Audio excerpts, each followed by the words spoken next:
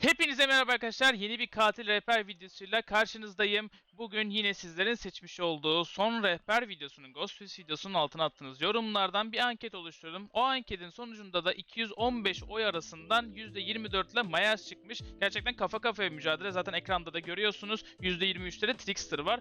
Diğer katilleri de yine sıradaki anketlere koyacağım. Sizler de hangi katilin seçileceğini belirlemek isterseniz YouTube'da topluluk kısımlarına mutlaka bakın. Her hafta oraya anketi açıyorum ve sizin seçmiş olduğunuz katil rehber videosunu gelecek hafta yayınlamaya devam ediyorum. Bu haftada Myers seçtiğiniz Myers rehberle karşınızdayım. Hala kanala abone değilseniz sağ alttan abone olup videoyu da beğeniyorsanız, bu tarz videoların devamı gelsin istiyorsanız videoyu beğenerek, yorum atarak bana destek olabilirsiniz. Şimdi Myers'in add-on ve perk tercihlerine bakalım. Şimdi Myers normal olarak kolay bir katil olduğu için yapabilecekleriniz de çok sınırlı. O nedenle add-on ve perkleri birlikte karma bir şekilde sizlere anlatacağım. Add-onlarla perkleri birbirinden ayırmadım bu sefer. Çünkü aldığınız add-onlara göre size build'ler vereceğim. Bununla alakalı 5 farklı build ve add-on dizilimi ayarladım. Onları anlatacağım. İlk önce Myers'in niteliklerinden bahsedeyim, temel niteliklerinden. Level 1'deyken terör ödüyü survivor'lara vermiyorsunuz. Yani survivor'lar sizin geldiğinizi duymuyor. Kalp atışı vermiyorsunuz.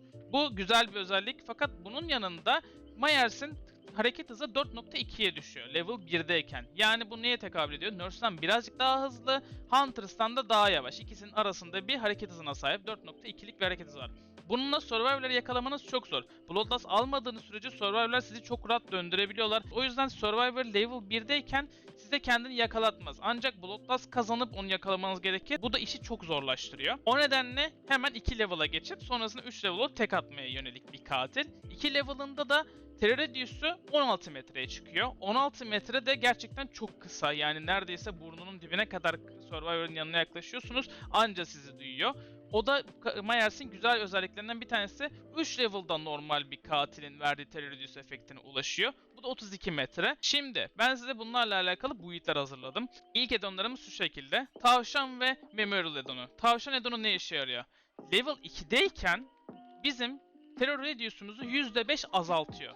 Bunun karşılığında level 3'teyken verdiğimiz terör radius'u %25 arttırıyor. Bu kötü bir dezavantaj değil, arttırabilir. Geldiğimizi daha erken fark edecekler. Okey, ama zaten level 3 olduğumuz için o açıyı kapatacağız. Hem daha hızlı pencerelerden geçebiliyoruz. Level 3'teyken bunu da söylemeyi unuttum. Level 3'teyken Myers çok hızlı pencerelerden geçebiliyor. Bu da güzel bir avantajı. Zaten Bambrozal'da bu yüzden tercih edeceğiz. Ona da geleceğim. Şimdi bu tavşan addonu çok güzel bir addon. Gerçekten bu build'le de oyuna gireceğim birazdan. En temel yapabileceğiniz Myers build'lerinden.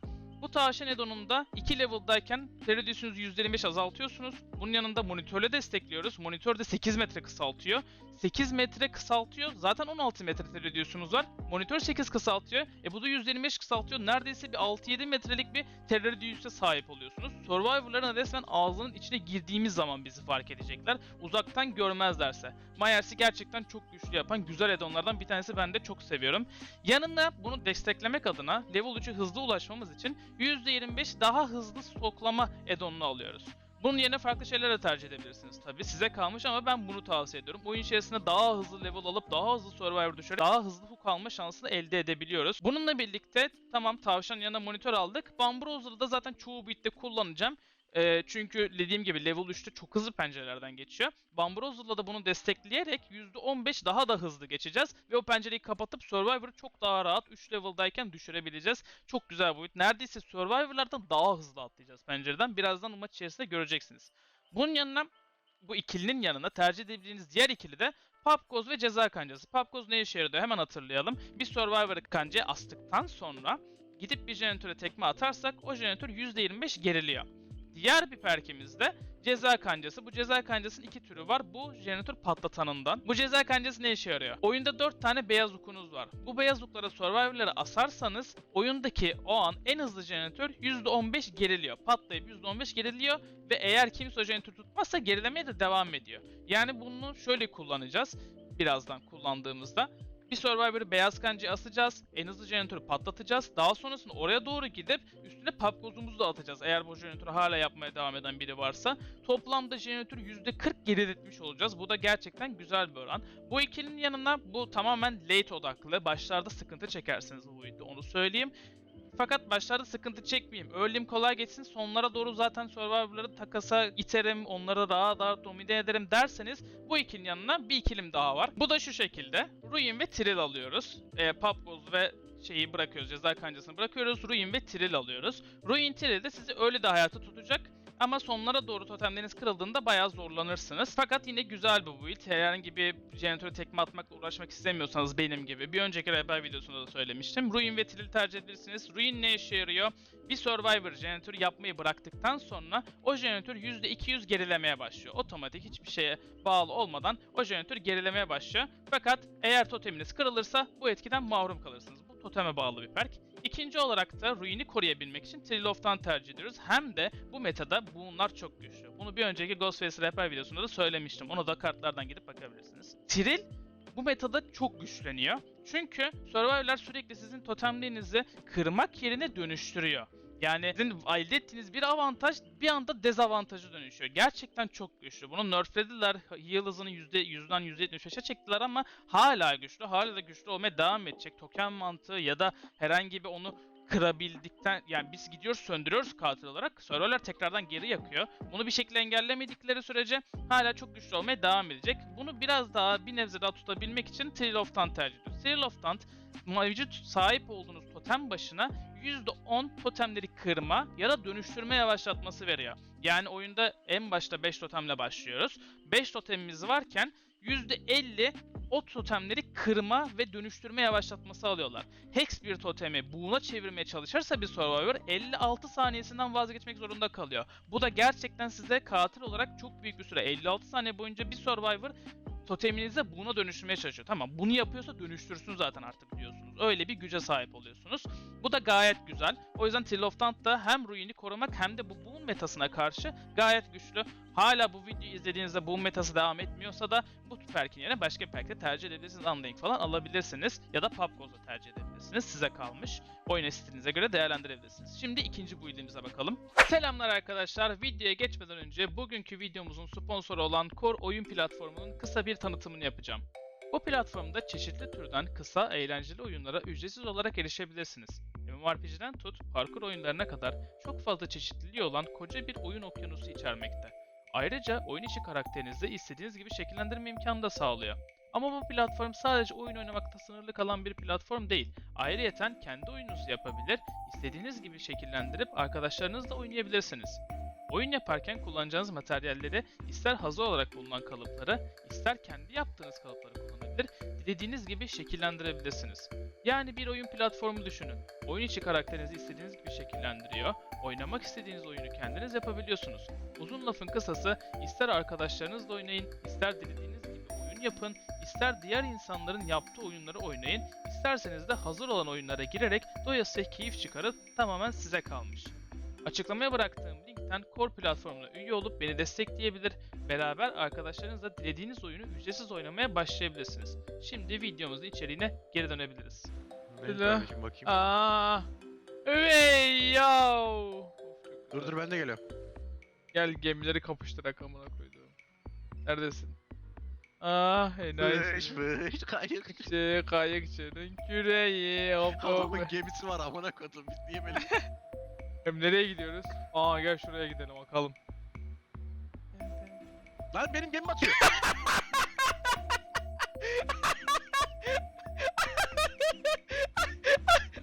Gerizekalı adam boğuldu amına koyayım salak. Lan ne oldu? Evet, ikinci build'imiz de tamamen eğlence odaklı bir build. Bunu hastane map'inde kullanmanız lazım. Az önce arattım fakat hastane map'ini bulamadım fakat şu an ekrana bir yere koyuyorum hangi offering'i koymanız için. Hastane doktorun map'inde bu build'i oynamanız lazım. Çünkü level 1'siniz ve Survivor'ın sizin geldiğinizi fark etmemesi gerek. Game'de yapamazsınız çünkü artık The Game rework edildikten sonra bayağı güzelleşti. Gayet ferah açık bir map oldu. O yüzden serverler geldiğinizi fark eder. Çok nadiren Survivor'ları bir yerde kıstırıp vurmaya başarırsınız. Bu da sizin birazcık oyun zevkinizi köreltir, onu söyleyeyim. O yüzden The Game'de oynamanızı tavsiye etmem. Eskiden laboratuvar vardı Stranger Things'in map'i fakat o da kaldırıldı. O yüzden orada da oynayamıyorsunuz. Okulda zaten oynamanız çok zor çünkü oyunu bilen bir Survivor yine o koridorda sadece koşarak sizden daha hızlı, sizde hemen hemen aynı hızda olduğu için size mesafeyi korumaya devam edecek, yine yakalamaya başaramayacaksınız. O yüzden bu build oynayabileceğiniz tek map hastane map'i. Hastanenin offeringini de dediğim gibi az önce ekrana koydum zaten. O offering'i takmanız lazım. Peki bu level 1 olayı ne? Bunun için add-on'larınızda bu level 1 aynasını alıyorsunuz. Bakın bu aynadan 2 tane var. Birbiriyle karıştırmayın. Bu level 2 olmanızı sağlıyor. Ben pek oynamıyorum. Tavsiye de etmiyorum. Kötü bir add-on. Bu add-on'u taktığınızda emin olun. Secret Mirror. Bu add-on sizi bir level'ın üstüne çıkarmıyor. Fakat bunun karşılığında bazı avantajlar veriyor. Level 1'deyken soğuk açtığınız zaman, sağ klinize bastığınız zaman yani duvar arkası survivor'ları görebilmeye başlıyorsunuz. Gayet güzel bir özellik. Dediğim gibi bu yüzden hastane map'inde sağ tıka basarak etrafımızı inceleyerek survivor'ların nerede olduğunu anlayıp bir anda önlerine çıkarak hasar verebiliyoruz. Hatta jeneratörden de grappleyebiliyoruz çünkü terör ediyorsunuz yok. Gayet güzel bir add-on.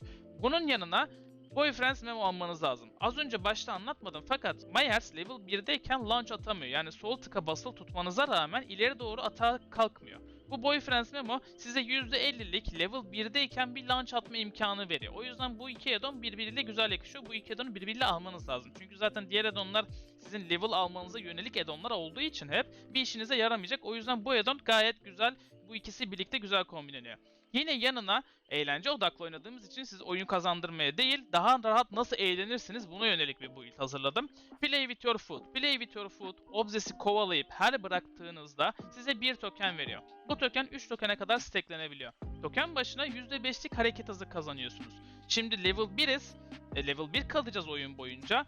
Fakat bunun karşılığında bir avantaj elde etmemiz lazım. O kaybettiğimiz hareket hızı avantajını geri almamız lazım. Bunu Play with your food'la sağlayacağız. Bu Play with your food'un daha hızlı çalışabilmesi için Slope Patch ile tekrardan geleceğim. Nemesis ve Enduring alıyoruz. Peki Nemesis ne işe yarıyor? Nemesis palet stun yedikten sonra ya da bir survivor sizi kör ettiğinde ya da head-on'la stunladığında sizi stunlayan, kör eden ya da palet stun o survivor'ı obsess yapıyor. Az önce dedik obsess'i kovalayıp bıraktığımız zaman bir stack alıyoruz. Bu sayede bizi kör eden ya da o stunlayan survivor'ı bırakıp bir tane Play with your food stay'i alacağız. Yani kovalayacağız birini, Palestan yedik, o survivor obsess oldu. Zaten o esnada kovalama devam ettiği için hemen arkamızı dönüp gideceğiz ve o survivor'dan bir stack alacağız. Bu ikisi birbiriyle güzel kombolanıyor. Bunu tekrardan dengelemek için, tekrardan daha da güçlendirmek için yanında Enduring alıyoruz. Enduring'de yediğimiz palet stun süresini %50 azaltacağız. Bu sayede korkmadan paletlere gireceğiz, kafamıza palet stun'ı yiyeceğiz, karşımızdaki adamı obsess yapacağız ve onu bırakıp Play with your food stay'i alacağız. Tertemiz build oluyor. Bunun yanına da bunları yine dengelemek için, yine korumak için Slope Butcher alıyoruz. Slope Butcher tercih ettim ben. Başka şeyler de tercih edebilirsiniz. Oyun kazanmaya yönelik oynayacaksınız. Belki de Pubgoz da tercih edebilirsiniz. Ruin de alabilirsiniz. Fakat tek başına aldığınız için bu perkleri çok etkili olmayacak. Onu söyleyeyim. O yüzden tamamen eğlence odaklı gitmeye devam edin. Slope Butcher alıyorsunuz. Zaten hastane mapinde oynuyoruz. Bir survivor yaraladık. O survivor gidip heal'lanacak. Bu heal'ın süresini olabildiğince uzatırsak Slope Butcher sayesinde o Survivor'ı zaten 32 metre etrafımızı bu add-on sayesinde gördüğümüz için çok rahat tekrardan undetectable olduğumuz ve sessiz olduğumuz için heal'lanırken gafil avlayabileceğiz. Çok güzel bir build oluyor bu şekilde. Oynamanızı mutlaka tavsiye ederim. Fakat kesinlikle hastane mapinde. Başka map gelirseniz direkt quit atın, hiçbir şey yapamazsınız. Onu söyleyeyim. Şimdi 3. build'imize geçiyoruz. 3. build'imiz size oyun kazandırır. Çok güzel, çok da oynaması keyifli build'lerden bir tanesi. Survivor'ları ayakta öldürüyoruz. Nasıl mı? Tombstone Piece alıyoruz. Bu taş, bu mor taşlı add-on size 3 level'dayken yaralı ya da sağlıklı bir survivor'ı, bakın yerdeki survivor'ı yapamıyorsunuz. Onun altını çizmek istiyorum. Yaralı ya da sağlıklı bir survivor'ı ayakta öldürebilmenizi sağlıyor. Çok güzel bir add-on. O ayakta direkt bir survivor'ı öldürebilmek harika gerçekten. Fakat bunun karşısında elde ettiğimiz bazı dezavantajlar var. Bu dezavantajlardan bir tanesi %150 daha geç 3 level oluyoruz. Yani 2,5 kat daha fazla survivor stoklamamız lazım. Bunun yanında bunu biraz daha counterlamak için yanına yine Memorial Add-on'u tercih ediyoruz. Bu Memorial Add-on'u az önce de anlattım. Tekrardan hatırlatayım. %25 daha hızlı stoklamanızı sağlıyor. O yüzden bunun verdiği dezavantaj açığını birazcık daha kapatabileceğiz. Biraz daha üstünü örtebileceğiz. Şunun da bir dezavantajı daha var. Bir Survivor'ı 3 level'dayken eğer öldürürseniz 3 level'ınız otomatik bitiyor. Tekrardan 1 level'a düşüyorsunuz. Ve bu 1 level neredeyse %25'lik bir bardan başlıyor. Eğer 3 level'a geçtiniz, kimseyi öldüremediyseniz bu bar %75'ten başlıyor. Böyle bir güzelliği var. Eğer kimseyi öldüremezseniz kaybettiğiniz o vakti size geri kazandırıyor. Gayet güzel bir add-on. Peki Survivor'lar bu add-on'dan nasıl kurtulabilir? Bir dezavantajını daha söyleyeceğim size. Survivor'lar sizin ayakta milleti öldürebildiğinizi ya da bu kadar geç 3 level olduğunuz için bir terslik olduğunu anlayabilirler. Sağlam bir SF takımıysa. Biz de oynarken dikkat ediyoruz. Bakıyoruz adam bizi stalkluyor. Adam hala 3 level olmuyor. Diyoruz ki bir terslik var. Ya bizi ayakta öldürecek ya da çok uzun süre 3 level olacak. Birazdan o build'lere geleceğiz. Hani bu işte bir terslik olduğunu anlayıp Survivor'lar size normal bir şekilde yakalanmak yerine kendilerini dolaba atabilirler. Dolaba attıkları için siz space'e basıyorsunuz, dolaptan alıyorsunuz. Ya askıya atacaksınız ya yere bırakacaksınız. Yere bıraktığınız zaman mori atamıyorsunuz, söyledim. Askıya da astığınız zaman normal hook alacaksınız. Öldüremiyorsunuz kısaca. O Survivor dolaba girerek sizin bu add-on'unuzu counterlayabiliyor. Aynı şekilde siz Survivor'ken böyle bir terslik olduğunu fark ettiğiniz zaman bunu bu şekilde lane'inizde de kullanabilirsiniz. Ufak bir tüyo olsun. Bu şekilde counterlanabilen ama kullanıldığında da güzel bir add-on olan bu add-on'u bu build'i tavsiye ediyorum. Peki bu build'in yanına ne tercih edebiliriz? Bamboozle yine tercih ediyoruz. Dediğim gibi 3 level'ken çok hızlı geçiyoruz. Pencerelerden bunu biraz daha hızlandırmak için Bamboozle alıyoruz. Yanına Papgoz alıyoruz. Bir Survivor'a astığımız zaman gidip bir jeneratör tekme atacağız. %25 gerilecek o jeneratör gayet güzel. Ruin ve Trill alıyoruz. Ruin yine Survivor'lar bir jeneratörü bıraktığı zaman %20 200 o jeneratörün gerilemesini sağlayan perk. Son olarak da yine Trill tercih ediyoruz. Bu da Survivor'ların o totemi bulmamasını, dönüştürmesini veya kırmalarını daha da geciktirmek için gayet güzel bir build'imiz oluyor bu şekilde. Açık maplerde oynayabilirsiniz, kapalı maplerde oynayabilirsiniz. Tamamen size kalmış. Ben olsam açık map'te oynamanızı tercih ederim. Myers olmanıza rağmen. Şimdi sırada 4. build'imize geçelim. Sıradaki build'imizde Myers'ı 3 level'da daha uzun tutmaya yönelik bir build. Myers default olarak 60 saniye 3 level'da kalıyor. Bu iki add-on'u birlikte 130 saniye çıkarabiliyoruz. İlk add-on'umuz 30 saniye 3 level süresini uzatıyor. İkinci add-on'umuz da 40 saniye kadar 3 level'ı uzatıyor. Toplamda 130 saniye yani 2 dakika 10 saniye bir oyun içerisinde 2 dakika 10 saniye tek atabiliyorsunuz. Gayet güçlü ve harika bir build oluyor. Bunun karşısında yine elde ettiğimiz bazı dezavantajlar var. İlk dezavantajımız bu yeşil add-on sayesinde 2 level'dan 3 level'a geçiş için ihtiyacımız olan Stalk'u %50 arttırıyor. İkinci add-on'umuz da %100 arttırıyor aynı etkiyi. Toplamda %150'lik ikisi birlikte %150'lik bir yavaşlatma sağlıyor bize. 3 level'a geçmemiz yine çok zor olacak. Survivor'larda az önce dediğim gibi şüphelenecek, bir terslik olduğunu anlayacak. Ya sınırsız 3 level olduğumuzu anlayacağız, biraz zamanla da geleceğim. Ya da hani çok uzun süre 3 level olacağımızı zaten anlayacaklar. O yüzden bir şekilde 3 level'a ulaşmayı başardığımız zaman hızlıca oyunu domine etmemiz lazım. Çünkü neredeyse bir daha stalk alamayacağız. Çok az kişi de stalk kalacak. Çünkü %150'lik bir yavaşlatma aldığımız için çok fazla stalk almamız gerekecek. Survivor'da belki bir daha birini eğer full canlı, full hiç stalklamadığımız birini öldürürsek belki bir daha 3 level olamayacağımız kadar bir süre kalacak. Bunun için yanına tercih ettiğimiz build bu şekilde. Bamboozle anlattım, tekrardan söylüyorum. 3 level olduğumuz zaman daha hızlı pencereden geçmeye yönelik. İkinci olarak ekstra gelen bir perk Infectious Fright. Infectious Fright bir Survivor'ı düşürdüğümüz zaman etrafımızdaki terör üstümüz içimizdeki Survivor'ların yerlerini ortaya çıkaran, onları bağırtan bir perk. Bu da 3 level'ken 130 saniye boyunca 3 level'ken gayet işimize yarayacak. Tak birini düşüreceğiz, tak diğerine gideceğiz, yeni gördüğümüz ürünü tak onu da düşüreceğiz. Belki tek bir slug'la oyunu kazanabileceğiz. O yüzden çok güçlü. Bu build'e kesinlikle almanız gereken perklerden bir tanesi. Yanına Papgoz ve ceza kancası ekledim. Papgoz'u az önce anlattım. Tekrardan söylüyorum. Bir server'a kanca astığımız zaman bir jeneratöre vurunca %25 geriliyor. Son olarak da bir ceza kancası alıyoruz. Çünkü takır takır hook alacağız. Takır takır milleti öldüreceğiz. Gidip jeneratörleri bir şekilde vurup zarar vermemiz lazım. Ceza kancalarını da asıp %15'te jeneratörleri geriletiyoruz. Gayet tertemiz, güzel bir build ortaya çıkıyor. Yine açık maplerde oynamanızı tavsiye ederim. Survivor'ları rahat rahat bulun ve onları hemen bir şekilde yakalayın. Kapalı map'te yaparsanız bu build'i muhtemelen bağırdıktan sonra saklanacaklar. Vurmanız birazcık, bulmanız onları saklanacaklar için sıkıntı çıkabilir. O yüzden açık map'lerde oynamanızı tavsiye ederim. Şimdi 5. build'imize geçiyoruz. 5. build'imizde de hızlı 3 level olup default olarak herhangi bir dezavantaja maruz kalmadan hızlı 3 level olup Survivor'ları öldürmeye yönelik basit bir build. Herhangi bir komplike yanı yok. İlk add-on'umuz %25 daha hızlı stoklamamızı sağlıyor. Diğer add-on'umuzda %11, toplamda %36'lık bir hızlı stalk özelliği kazanıyoruz. Gayet tertemiz, bambasit, hiçbir dezavantajı olmayan bir build. Bunun yanına Bamboozle'ini tercih ediyoruz. Artık anlatmayacağım, az önce defalarca anlattım. Ve yanına plating alıyoruz. Plating almamızın sebebi Survivor'ları kanca astıktan sonra gidip bir şeylerle uğraştırmak. Survivor plating olduğu için plating nasıl çalıştığını ilk önce anlatayım.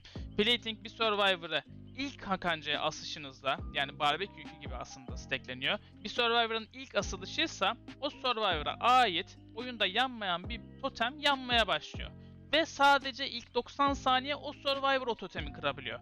Kırmadığı takdirde oyun içerisinde bizi duyamıyor. 0 terör ediyorsunuz oluyor Survivor'a karşı. Oblivious efektine giriyor. O yüzden Survivor'lara gidip totem kırmaya teşvik eden, onları jeneratör yapmaktan alıkoyan bir perk. Gayet güzel. Mayers'e de 3 level olarak geçtiğimizi düşünürseniz 3 levelken sessiz bir Mayers'in oyunda olması o Survivor'a gerçekten çok büyük bela olabilir. O yüzden plating tercih ediyoruz. Bunun yanına desteklemek için yine Ruin tercih ediyoruz. Thrill of Taunt plating'i de destekliyor. Şöyle Thrill of Taunt normalde oyunda hiç totemi kırmazlarsa ve dönüştürürlerse yavaşlatma sağlıyor ya. Plating'i kırmaya gittiklerinde Thrill of Taunt sayesinde ekstradan bir yavaşlatma verip onlara biraz daha oyundan uzak tutuyoruz. Bu da gayet basit ve oynamanızı tavsiye ettiğim build'lerden bir tanesi. Çok basit, hemen hemen herkesin yapabileceği güzel bir build oluyor. Bunu da oynamanızı tavsiye ederim. Sırada kırmızı addonları da anlatıp artık maça giriyorum. Sırada da bonus olarak kırmızı addonları anlatıp bunlara alakalı bir perk söylemeden geçeceğim. Çünkü genelde bu build'i aldığınız zaman kaybedersiniz eğer canına çatan bir ekip varsa. Çünkü 3 level olana kadar bütün oyun bitiyor. Çok uzun sürüyor 3 level olmanız bu iki addon'u birlikte aldığınız zaman. Ama eğlenceli, güzel bir build. Olayı da şu. Bu addon sizin 3 level olmanızı, 3 level'da sınırsız kalmanızı sağlıyor. Bir kere 3 level oluyorsunuz ve oyunun sonuna kadar full 3 level'sınız. Hiç azalmıyor, hiçbir şekilde azalmıyor. Full 3 level bir şekilde devam ediyorsunuz dümdüz. Daha olayı bu. Bunun karşılığında %200 az önce anlattığım bütün perklerden tek başına daha fazla olan %200'lük bir soğuk yavaşlatması alıyorsunuz. Çok zor level alıyorsunuz. Aşırı zor level alıyorsunuz. Oyun bitmiş oluyor neredeyse. Bunun yanına genelde Tombstone'u tercih ediyorlar. Tombstone da şu şekilde çalışıyor. 3 level olduğunuz zaman az önceki anlattığım diğer küçük Tombstone'a göre bu 3 level olduğunuzda yine öldürebiliyorsunuz. Öldürdükten sonra sizi geri 2 level'a atmıyor. 2 level, 3 level kalmaya devam ediyorsunuz. Yani yan yana olan 4 tane serverda takır öldürmeye devam edebilirsiniz. Zaten sınırsız 3 level'sınız. Bir de yanınızda bu var. Bulduğunuz her Survivor'ı öldürüyorsunuz. Fakat dediğim gibi Survivor'lar dolaba girmeyi biliyorlarsa, bu taktiği biliyorlarsa hiçbir işinize yaramıyor. Çünkü tek bir şekilde dolaba girip sizin öldürmenizden kurtuluyorlar. En kötü bir kill, iyi bir takıma karşı bir kill alırsınız. O da dolaptan adamı çıkartmadığınız için, diğer takım arkadaşları kaçtığı için, ayakta öldüreceğiniz için yani. Onun dışında bu build'de kill almanız çok zor. Karşınıza kötü adamlar gelmesi lazım. Onun dışında kazanamazsınız. Bu addon'un yine bir dezavantajı daha var. Hatta 2 dezavantajı varmış. Şimdi gördüm. Bir dezavantajı, bu addon da tek başına %200 yavaşlatma veriyor. Yani 2 level'dan 3 level'a geçmeniz dediğim gibi çok zor bu iki addon'u birlikte aldığınız zaman. Gerçekten Survivor'ların kötü olması lazım. Ve bununla birlikte %9 3 level'dayken hareket hızı yavaşlatması da alıyorsunuz. Bu addon onu da sağlıyor. O yüzden bu addon'u kullandığınız zaman yanına Play with your foot da almanız gerekiyor. Hareket hızı kazanmak için. O yüzden bu iki addon'u birlikte kullanmanızı tavsiye etmiyorum. Genel olarak ayrı ayrı kullanın. Sınırsız 3 level olabileceğiniz bir build yapın. Ya da ayakta öldüreceğiniz bir build yapın. İkisini birlikte aldığınız zaman toplamda %400'lük bir yavaşlatma. Gerçekten 3 level olamıyorsunuz resmen. Bütün Survivor'ların hepsini stoklamanız lazım. Hepsinin bütün özelliklerini çekmeniz lazım. O yüzden bunların ikisini kullanmanızı çok tavsiye etmiyorum. Tamamen yine eğlencelik bir build olur. Bütün addon ve perklerle alakalı anlatacağım her şeyi anlattım. Şimdi ilk tavşanlı build'i yaparak normal bir oyuna giriyoruz. Sizlere oyun içerisinde de taktikler vermeye devam edeceğim. Let's go. Evet, maçımıza da girdik. Iron Works geldi. Gayet güzel bir map. Event de var şu anda. O freakler o eventlere ait. Şimdi Mayers'ı oynamak gerçekten çok basit arkadaşlar. Kolaylıkla hepinizin oyuna yeni başladıysanız oynayıp rahatlıkla tecrübe edebileceği bir katil. Ve ortalama bir gücü de var. O yüzden rahatlıkla oynayabilirsiniz. Şimdi Survivor'ı bulduk, stoklamaya başlıyoruz. İlk 2 level'a hızlı bir şekilde geçmemiz lazım. İlk anlattığım build'le oynuyorum şu anda. Radius vermeyen build. Şu anda monitör, şu an zaten bir level olduğu için undirectable'ım. Beni duymuyorlar, sadece görebiliyorlar. 2 level'a geçtim. 2 level'dayken şu anda serverler beni neredeyse yine duymamaya devam ediyor. Çünkü tavşan %25 azaltıyor dediğim gibi. Yanına da monitör aldığım için 8 metrede tavşan kısıyor. Gayet hızlı, kısa bir menzille serverlara gelmediğimizi, resmen bizi göremiyorlar yani. Survivor'ı şurada kovalıyorum. 3 level'a yine Ghost Fest'teki taktikle aynı şeyi yapıyoruz. 99'a getiriyoruz. 3 level olmuyoruz. Survivor'ın dibine girdiğimiz zaman 3 level açacağız ki özelliğimizi daha az harcayalım. Hızlı bir şekilde ilk okumuzu alıp sonrasında diğerlerine gidelim. O yüzden 3 level'ı hızlı bir şekilde geçmiyoruz. Ghost Fest rehberi de izlemediyseniz kartlardan yukarıdan bir yerden gidebilirsiniz. Survivor'ı şimdi hızlı bir şekilde yakalamamız lazım. Paletleri devirecekler. M1 bir katil olduğumuz için paletlere karşı yapacak çok bir şeyimiz yok. Şurada 3 level olacağım. Survivor 3 level olduğum için paleti devirecek. Ben de onu burada bir şekilde mind game atıp kandırmaya çalışıp belki yakalayabileceğim. 3 level olduğunuz zaman sadece tek atmanızın yanı sıra launch'unuz da çok uzuyor. Çok uzağa vurabiliyorsunuz. Bu Survivor'da burada hızlı uzaktan bir launch atıp vurmayı başardım. Ceza kancalarım nerede diye bakacaktım. Ceza kancası almamışım. Doğru. Ruin ve Trill'le girmişim. O build yapmışım. Bu Survivor'ı hemen buradan kaldıralım. Madem Ruin'i aldık, kullanalım. Yani öyle dümdüz almamız bir işimize yaramıyor. Survivor'ları jeneratörlerden kaldırmamız lazım ki erisin. Burada bu Survivor'ı kovalıyorum fakat kulübede yakalayabilirim çünkü Bambozlu'm var ve 3 level'ım. Bambozlu 3 level aynı anda aldığım için pencereden böyle anında geçiyorum. O pencereyi de kapatıyorum. O Survivor o palete yetişemeden burada hızlı bir şekilde gidebiliyorum. Bu da Myers'in güzel özelliklerinden biri. Bu yüzden size Bambozlu'yu fazlasıyla tercih etmenizi söyledim. Gördüğünüz gibi çok hızlı bir şekilde pencereden geçiyor ve bu da size büyük bir avantaj sağlıyor. 3 level'da 2 tane kill aldım. Gayet güzel. Sırada Trill'im ya kırıldı ya dönüştürüldü. Emin değilim. Dönüştürüldüyse daha güzel. 56 saniye oyundan mahrum kaldı. Tam o sırada chase'de olduğum için dikkat edemedim. Dönüştürüldü mü kırıldı mı diye. Bunu anlamanız için de seslere dikkatli dinlemeniz lazım. İkisinin arasında ses farkı var.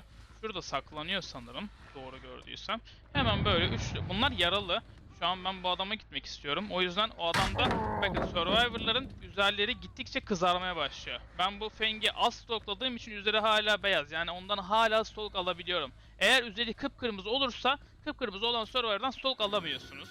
Myers'in de ne zaman stoklayıp ne zaman stoklayamayacağını anlamanız için böyle bir şey yapmışlar. Bu adam burada yaralı. 3 level'a geçmeyeceğim tabii ki de. Dedardı var mı diye bekliyorum. Dedarda yokmuş. Şöyle vurdum. Bu adam bu sırada buluna çevirmiş. 56 saniyesinden gerçekten vazgeçmiş. Hemen şunu burada söndürdüm. Survivor'ı kancaya doğru götüreceğim. Kancayı da buradaki kanca olarak tercih edeceğim. Çünkü burada diğer adam jeneratör yapıyor. Jeneratörden kaldırmak istiyorum onu. Vurmadım bilerek bana mesafe açmasın. Zaten 3 level'ım 99'da şimdi 3 level olup tak kafasına vurup bayıltacağız. Bakalım orada paleti devirmedi. Hem bu kancayı burada şu anda tutuyorum hem de bu Survivor'ı kovalıyorum. 2 kişi oyundan men etmiş durumdayım. Kafa attım bilerek çünkü kafama değirmesini istiyorum o paleti. 3 level'a geçtik ve seni düşürdük. Şimdi hemen buraya asacağım. Sonra diğerine gideceğim. Onun decisive yok. Az önce atmadı. Hala da olmadığı için oyundan hızlıca çıkarabilirim. Kendim revlemediyse tabi. Az önce oyunum kırıldı. Jeneratörü tekmeleyelim. Paletler M1 katil olduğumuz için bize zarar. Onları da kıralım. Bu paletlerde düzgün oynarlarsa döndürebilirler bayağı. Bize vakit kaybettirebilirler. Bu adam buradan bir yerden koşmuştu. İzleri de yok. Muhtemelen arkada bir yerde çöktü o. Saklanıyor. Hayır çökmemiş. Tamam düz koşmaya devam etmiş. Hala jeneratör yapıyor. Şimdi burada koştu ama burada da biri var. Çünkü o ağacın orada kuş uçmuştu. O kuşları da dikkatli takip etmeniz lazım. Survivor'ların nerede olmamak için. Güzel bir de dart fakat işine yaramayacak çünkü paleti deviremedi. Burada launch atıp ona yetişebilirim. 3 level'dayken çok uzağa launch atabiliyorum. Güzel bir 360 denemesi fakat başarılı olamadı. Bunu da hemen asalım. 3 level'dayken Terradius'umuz çok kısa değil çünkü tavşanın dezavantajı vardı hatırlarsanız bu tavşan edonunun. 3 level'dayken Terradius'umuzu arttırıyor. Her ne kadar monitörümüz olsa da bizi yine fazlasıyla duyabiliyorlar tavşanın verdiği dezavantajdan dolayı. Fakat bu sıkıntı değil. Şimdi bunu stoklamaya devam ediyorum. Kıpkırmızı oldu. O yüzden artık bana stok vermeyecek sanırım. Dikkat etmedim hala alabiliyor muyum diye. Bu adam bembeyaz. Bembeyaz adamları stokluyor. Bunlar taze kan bunlar hep böyle. Beyaz olanlar taptaze kan. Bunları stoklamaya devam. Öyle çekelim. %99'a kadar getirdim neredeyse. Biraz daha alacağım ki sonraki bulduğum adamdan sadece sağ tık atmam gereksin ama gelmedi. Bu adamın ikinci hakkı askıda debeleniyor. Bakalım bu adam hala burada. Son hakkı olmasına rağmen jeneratör yapıyorsan artık bunun cezasını çekeceksin kardeşim. Gel buraya. Şurada bir küçük düşük oyunu fakat hiçbir işe yaramadı. Bu yan tarafı çok kısa. O yüzden buradan belki yetişebilirim.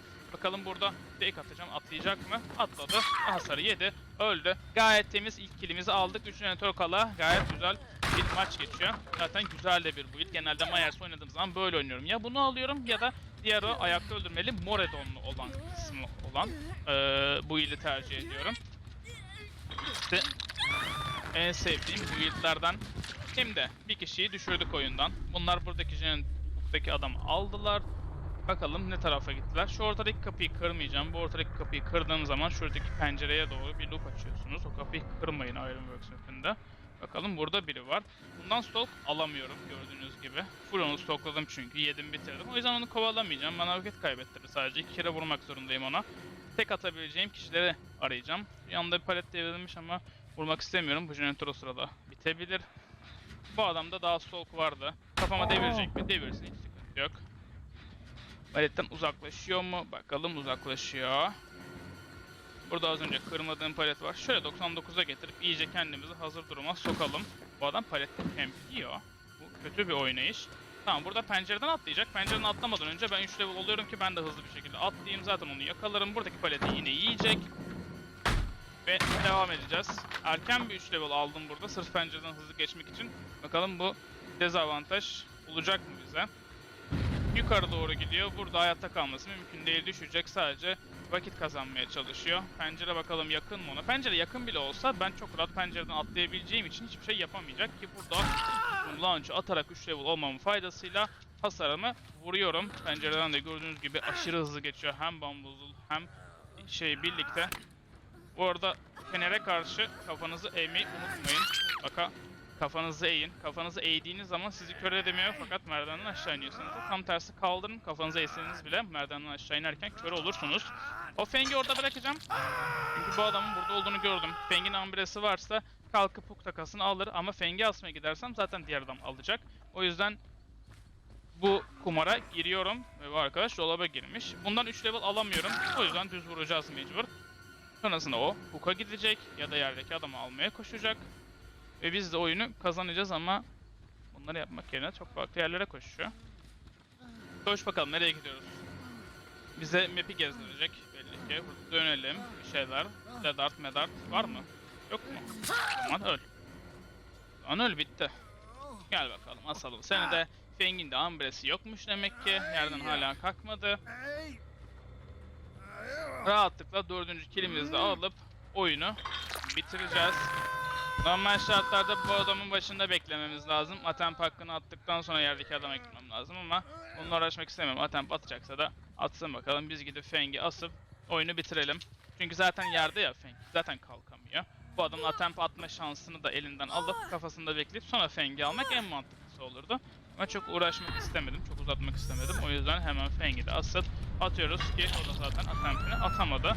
Bu da öldü ve 4 kill ile tertemiz güzel bir Myers oyunu oldu. Dediğim gibi yani anlatacak çok da bir şey yok karakterin. 99 özelliğinizi getirip sonrasında vurup öldürmeniz gerekiyor. 3 level'ken hızlı pencerelerden geçiyorsunuz. Bu şekilde oynanan basit bir katil zaten Myers. Herkesin de oynayabileceği düzeyde basitliği var. O yüzden umarım bu rehber hepinize faydalı olur. Özellikle oyuna yeni başlayan arkadaşlarım için. Şöyle de Survivor'ların ranklarına, perklerine bakmak isterseniz göstereyim. Umarım dediğim gibi faydalı bir video olmuştur. Özellikle add-on'lara ve perklere odaklandım. Çok fazla Myers'te anlatacak bir şey olmadığı için.